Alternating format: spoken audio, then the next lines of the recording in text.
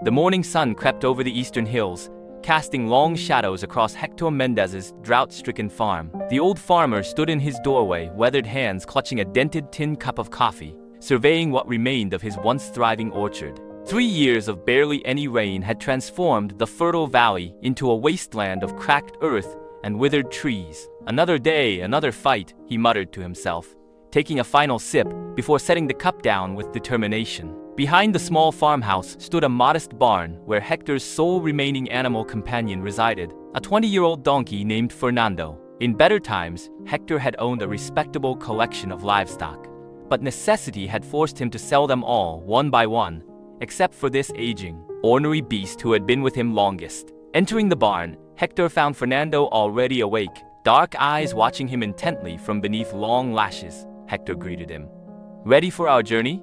Fernando brayed softly, a sound that conveyed neither enthusiasm nor refusal. The ancient donkey had learned over the years that resistance was futile when Hector set his mind to something. Today, that something was their weekly trip to the mountain spring 6 miles away to collect water that would keep Hector's last surviving apple trees alive. As Hector fitted the empty barrels to Fernando's sides, he spoke in the soothing tone he reserved for the animal. "The agricultural officer said I should give up, Said the drought will last another 2 years at least. Said a man my age should retire, move to the city with my daughter." Fernando's ears twitched, his only acknowledgement of the farmer's words. "But what do they know of persistence, eh? My father worked this land through the great dust storms of the 1950s.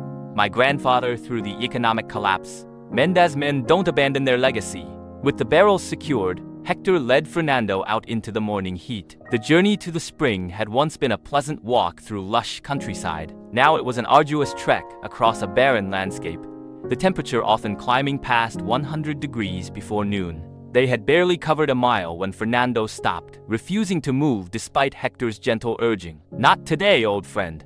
We don't have time for your stubbornness," Hector said, tugging lightly on the lead rope. Fernando remained immovable, like a statue carved from gray stone. Hector sighed and pulled an apple from his pocket, one of the precious few that had grown this season. He'd been saving it for his own lunch, but recognized the familiar glint in Fernando's eye. "You drive a hard bargain for an animal with such small brain," Hector chuckled, offering the fruit. Fernando delicately took it between his lips, chewed thoughtfully, then resumed walking as if nothing had happened. By midday, they reached the halfway point, an ancient oak tree that somehow survived where others had perished. Its sprawling canopy offered respite from the relentless sun. As they rested in its shade, Hector noticed Fernando favoring his left front hoof. "Let me see," he commanded gently, lifting the hoof to discover a sharp stone embedded in the soft tissue. With careful fingers, he extracted it, then tore a strip from his own shirt to wrap around the small wound. "There now, better, yes?" "We continue." The spring, when they finally reached it, was nothing more than a trickle compared to its former glory. But to Hector, it represented life itself. While Fernando drank and rested, the farmer meticulously filled each barrel, careful not to waste a single drop.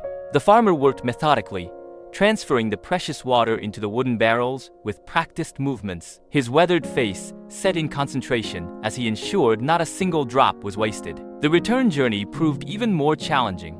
The added weight of the water made Fernando move with painful slowness, and twice he stumbled on the uneven ground. Each time, Hector was there, steadying him, encouraging him with soft words and firm hands. Fernando nearly lost his footing on the treacherous path, the precious water sloshing dangerously in the barrels as Hector lunged to prevent disaster. They were still 3 miles from home when dark clouds gathered unexpectedly. The air crackled with electricity, and the first fat raindrops began to fall. "Hurry, Fernando! We must get this water home before the storm washes away the path." But Fernando suddenly stopped, braying loudly and backing away from something in the road. Hector peered through the increasing downpour to discover a section of their path had collapsed, creating a small sinkhole directly in their way. "Dios mío," Hector muttered. They couldn't go forward, and turning back meant losing precious hours. The narrowness of the path made it impossible to go around without risking the barrels falling. Rain was now coming down in sheets, making visibility poor. Any reasonable person would have abandoned the water and sought shelter. But Hector Mendez was not always a reasonable man. "Come, Fernando," he said, removing the barrels from the donkey's back.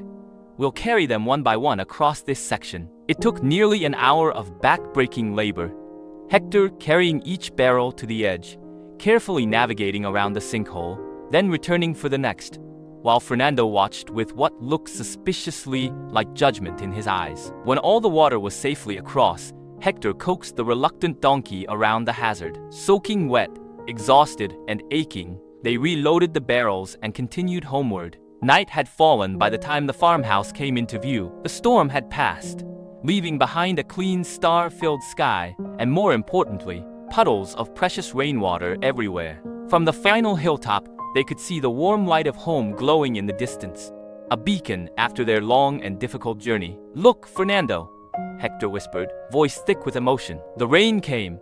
Perhaps we didn't need to make our journey after all." Fernando turned his head, fixing Hector with what the farmer could have sworn was a look of profound irritation. Hector laughed, the sound echoing across the silent landscape. Yes, you're right. Tomorrow we might have sunshine again. The water we brought will still be needed. Our work is never wasted." The next morning, Hector carefully emptied the collected water onto his precious apple trees, treating each drop as a gift, despite the rainfall that had come. In the days that followed, that brief rainstorm proved to be the turning point. More rain came, not in destructive torrents but in gentle, nourishing showers. Hector's persistent care of his remaining apple trees paid off.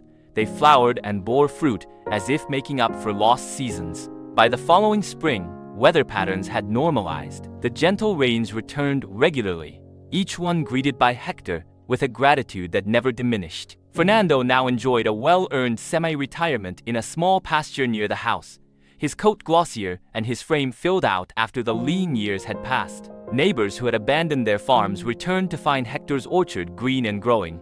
They arrived in small groups, amazement evident on their faces as they took in the flourishing trees. "What's your secret, Mendez?"